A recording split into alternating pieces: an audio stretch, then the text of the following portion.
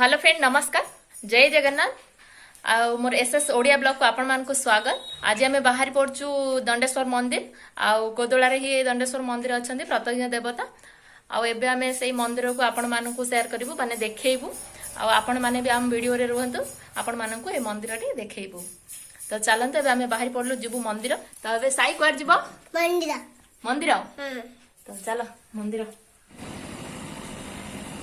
तो बर्तमान आमे पहुँची गलु कोदोलार प्रसिद्ध शैवपीठ श्री श्री बाबा दंडेश्वर मंदिर पाखापाखि। ए होची मंदिर गेट और गेट भीतर रास्ता दे जाइकी आमे पहुँच गलु मंदिर पाखरे आ बाइक को साइड रे रखिकी आ चली चली गलु मंदिर को, कारण मंदिर पाखापाखि बाइक जाएनी सेथिपई आमे मंदिर किछि दूर रे बाइक को रखिलु। आ मंदिर पाखापाखि देखंतु पिला मानकर बहुत खेलना और खाइबा जिनिस भी बिक्री होतिला। और आम साई तो पूरा जिद्दी कला खेलना किणवा हेले भी आमे खेलना किणिलुनी। खेलना किणले कौन हम नौ नौ तो घर भांगी दो।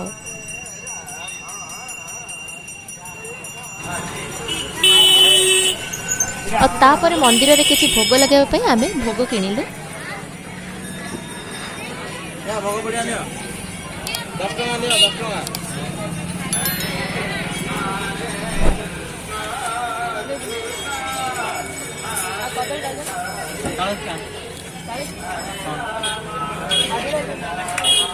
कोदोलार श्री श्री बाबा दंडेश्वर मंदिर पाखक बहुत दूर दूरंतारु आसंती दर्शन करने पाई।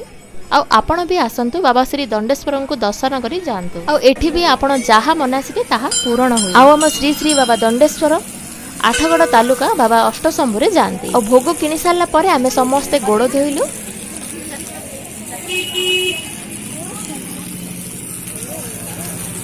आ गोड़ धोई सारा पर जो मंदिर आगे वृषभ अच्छे प्रणाम कलु। तो आपण देखंतु एठी वृषभ केते बढ़िया होइछंती आ तांके भी बहुत फूल रे सजा के अछंती। आ आपण किए किए श्री श्री बाबा दंडेश्वर मंदिर को आसीचंती कमेंट माध्यम रे जणांतु। आ वृषभ को प्रणाम करिके आमे मंदिर भीतर को प्रवेश कलु।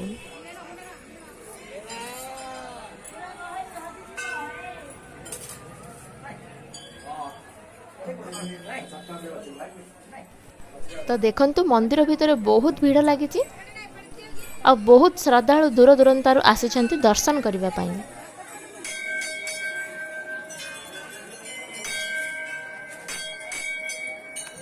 और तापर पहुंचले ननांक पाखरे और नना को भोग देके आमे चलिलु प्रभु को दर्शन करबा पई।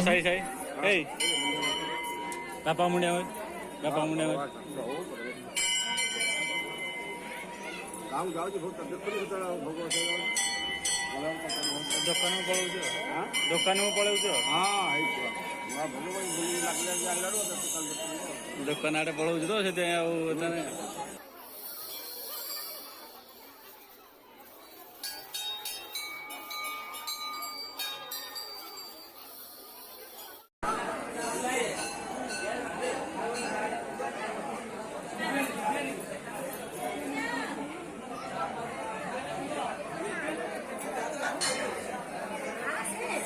प्रथम आमे दीप लगेलु। भितर दीप लगेबा मना सेथिपई आमे बाहर दीप लगेलु।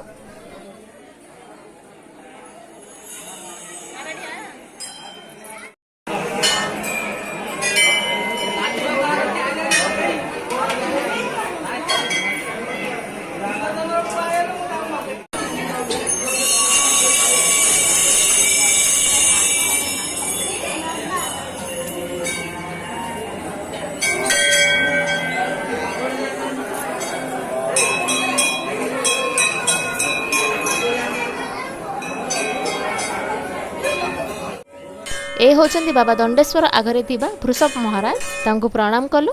तापर मंदिर भीतर को गलु।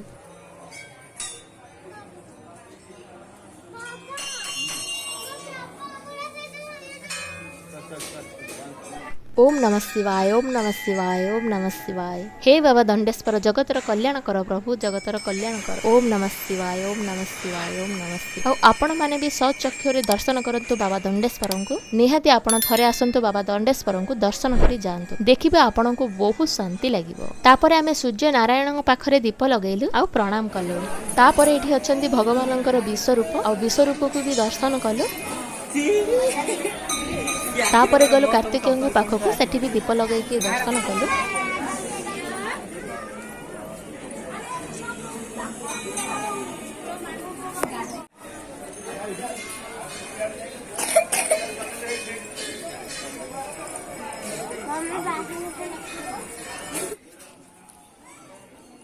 तापर आमे जाई पहुँचलु माँ जगत जननी माँ पार्वती पाखरे सेठी भी दीप लगैलु आ प्रणाम कलु।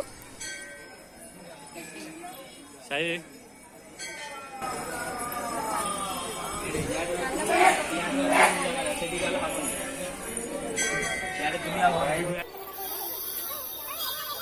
और तापर लक्ष्मण चंडी मंदिर को गलु और सेठी जाइकी दीप लगेलु और सेठी भी माँ को दर्शन कलु। और सेठी गोटे नियम अच्छी माँ को पाखरे दीप लगेकी पूजा कर सारा पर माँ को बारंडारे टिके बसिकी आसवा।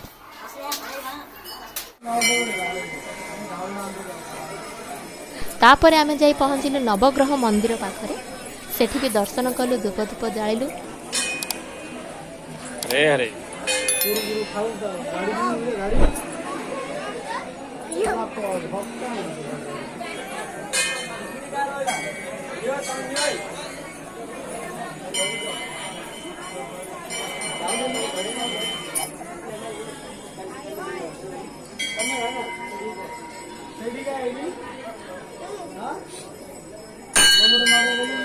तुलसी चौरा और साई एठी दीप लगाउछन्ती।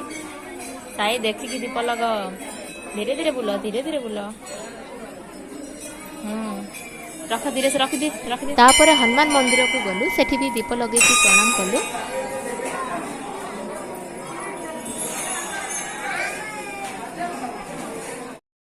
तापर नना पाखक आसिकी पादुक सारिलु। तो साई भी एठी पादुक सारिला और नना को दक्षिणा देकी एबे भोग आनिलु। अरे हम पत्र जुबे खा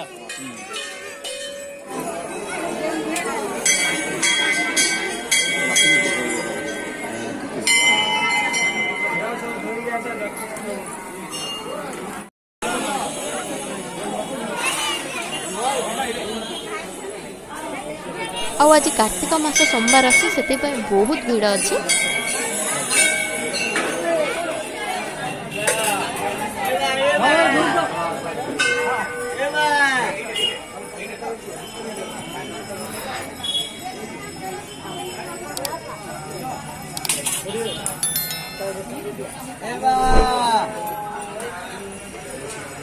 तापर एपटे देखंतु आमे मीठा पलव भोग किणिकी आमे बाहरी पड़िलु जगन्नाथ मंदिर पे।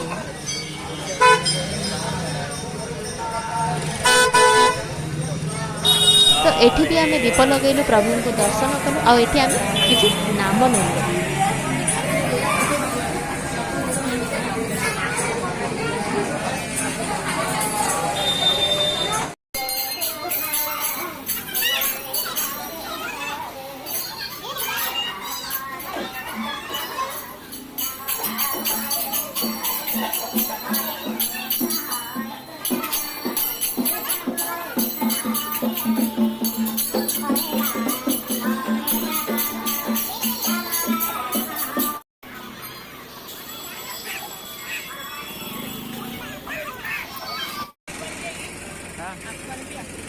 ada lampunya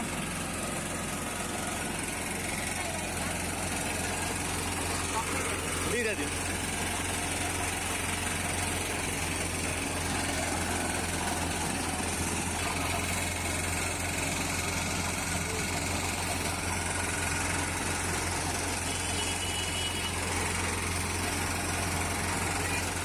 cinta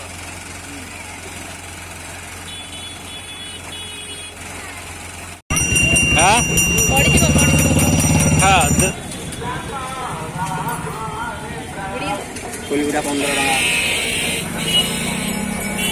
Shri Shri बाबा दंडेश्वर मंदिर को बहुत भक्त आसती देखंतु बहुत भीड़ भी अच्छी।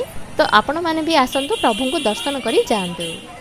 तो ए थिला आजिर ब्लॉग जदि आपण मानकु टिके भी भल लागिछि लाइक करंतु आ आपण जेमिति श्री दंडेश्वर को दर्शन कले सेमिति आपणक सांग मानक सहित ए वीडियो को शेयर मध्य करंतु जहा द्वारा आपणक सांग साथी भी प्रभु को दर्शन करि परिबे।